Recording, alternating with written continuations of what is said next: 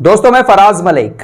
CAA और NRC एक बार फिर से देश के अंदर अगर शुरू होता है तो देश का सभी मुसलमान सड़कों पर उतर आएगा, ये कहना है AIMIM के अध्यक्ष असदुद्दीन ओवैसी साहब का। आज इस पूरे एपिसोड में असदुद्दीन ओवैसी साहब के पिछले 24 घंटे के जो स्टेटमेंट है वो मैं आपके सामने रखूंगा।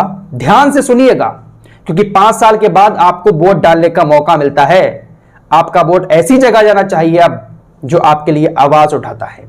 देखिए, यहां पर मैं असदुद्दीन ओवैसी के लिए वोट नहीं मांग रहा हूं, ना मैं अखिलेश यादव के लिए, ना योगी आदित्यनाथ के लिए, लेकिन मैं आप लोगों के सामने जो लॉजिकल बात है ना वो रखने की कोशिश करूंगा। ये मत कहना कि भाई ओवैसी साहब की तारीफ कर रहे हैं, उनके लिए वोट मांग रहे हैं। डिसाइड आपको करना है कि आपके लिए कौन सही है। सबसे पहला बयान ओवैसी साहब का आता है अमित शाह के उस बयान को लेकर जो उन्होंने उत्तराखंड के अंदर दिया था नमाज को लेकर। जुमे की नमाज नेशनल हाईवे पर बंद करके पढ़ी जाती है, इस तरीके का बयान मैंने आपको बताया था अमित शाह ने दिया था।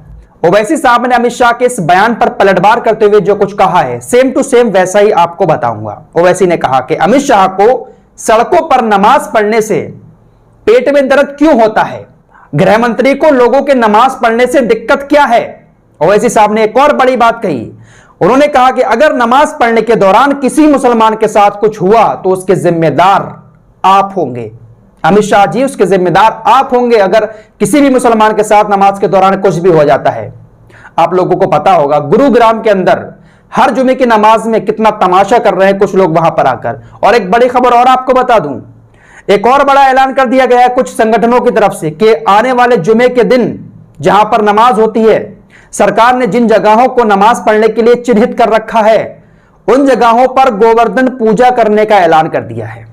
अब आप सोच सकते हैं कि जिस जगह पर नमाज होती होगी वहां पर जाकर ये लोग गोवर्धन पूजा शुरू कर देंगे तो विवाद तो बढ़ेगा। लेकिन मुसलमानों ने कहा है कि कोई बात नहीं, आप गोवर्धन पूजा वहां पर आकर करिए, नमाज हो जाएगी, उसके बाद आप करते रहिए, कोई दिक्कत नहीं है। लेकिन नमाज के दौरान आप इस तरीके से विवाद खड़ा करने के चक्कर में वहां पर आकर कुछ करेंगे तो ये तो गलत बात है ना। तो गृह मंत्री जी का इस तरीके का बयान शोभा नहीं देता है। फिलहाल ओवैसी साहब ने इस मैटर पर जमकर लताड़ लगाई है अमित शाह की। क्या किसी और नेता की तरफ से आपने इस मैटर पर थोड़ा सा भी बोलते हुए सुना कि अमित शाह ने यह बात गलत कही है, सड़कों पर नमाज होती है, नेशनल हाईवे बंद करके गृह मंत्री को इस तरीके की बात नहीं कहनी चाहिए? कि किसी और पार्टी के नेता की तरफ से आपने ये सुना? नहीं सुना होगा। अगली बात, असदुद्दीन ओवैसी ने इसके अलावा सहारनपुर के एक गांव में शोषित वंचित समाज सम्मेलन को संबोधित करते हुए कहा कि मुस्लिम समाज को कांग्रेस, सपा और बसपा जैसे अवसरवादी दलों के बहकावे में नहीं आना चाहिए, क्योंकि इन दलों ने मुसलमानों के वोट का इस्तेमाल केवल अपने राजनीतिक लाभ के लिए किया है। ओवैसी साहब की यह बात आपको कहां तक सही लगती है? आगे सुनिए। ओवैसी ने कहा कि मुसलमानों को अपना सियासी नेतृत्व तैयार करना होगा, क्योंकि जिसके पास ताकत होती है उसी की सुनी जाती है और वही अपने हक और हुकूक को हासिल करता है। उन्होंने कहा, जब तक मुसलमान अपने वोटों से अपने नेताओं को नहीं चुनेंगे तब तक मुसलमान की आंखों में आंसू रहेंगे और वो सियासी पार्टियों से अपने हक की मांग करते रहेंगे।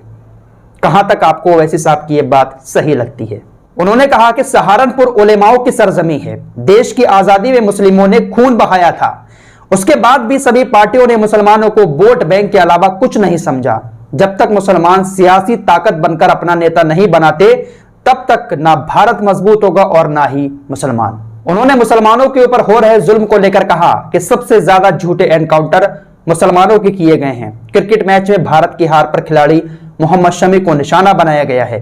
ओवैसी ने कहा कि अगर देश में NRC और CAA लागू किया गया तो मुसलमान सड़कों पर उतरेगा। उन्होंने कहा कि जब गोरखपुर में गुप्ता की हत्या होती है तो 50 लाख योगी आदित्यनाथ देते हैं, 21 लाख अखिलेश यादव देते हैं, पुलिस अफसर निलंबित कर दिए जाते हैं। लेकिन जब उन्नाव में सब्जी बेचने वाले फैसल को पुलिस मार देती है तो कुछ नहीं होता है। बड़ी बातें कही हैं असदुद्दीन ओवैसी साहब ने। असदुद्दीन ओवैसी जब इस तरीके की बातें करते हैं तो विपक्ष उनके ऊपर निशाना साध देता है, कहता है बीजेपी की बी टीम है, उसको जिताने आ गए। RLD के एक नेता हैं जयंत चौधरी, उन्होंने कहा था ये तो भैया फिल्म स्टार हैं ओवैसी साहब।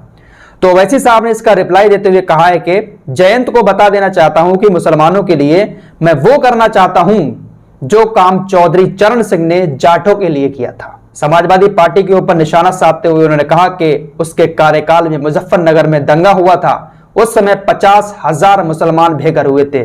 उस वक्त अखिलेश यादव सैफई उत्सव मनाने में मशगूल थे। बहुत बड़े बड़े आरोप उन्होंने अखिलेश यादव की पार्टी के ऊपर भी लगाए हैं।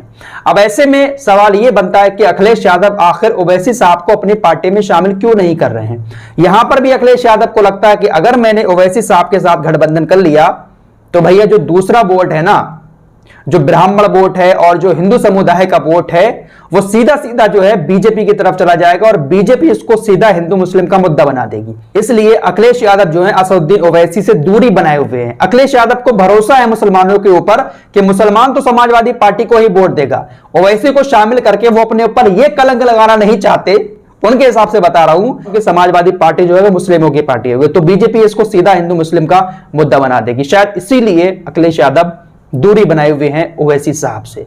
फिलहाल ओवैसी साहब की इन सभी बातों को सुनने के बाद आपको क्या लगता है, क्या ओवैसी साहब की ये बातें वाकई में मुसलमानों के लिए हमदर्दी है या फिर उनकी इस तरीके की बातें बीजेपी को फायदा पहुंचाएंगी? और अखिलेश यादव जो ओवैसी साहब से दूरी बना रहे हैं, क्या वो सही कर रहे हैं? ये सारी चीजें आपको सोचना पड़ेंगी। सब कुछ सोच समझने के बाद ही अपने वोट का अच्छे से चयन करें। फिलहाल इस रिपोर्ट में इतना ही। मिलते हैं एक और नई वीडियो के साथ, तब तक के लिए अपना ख्याल रखिए।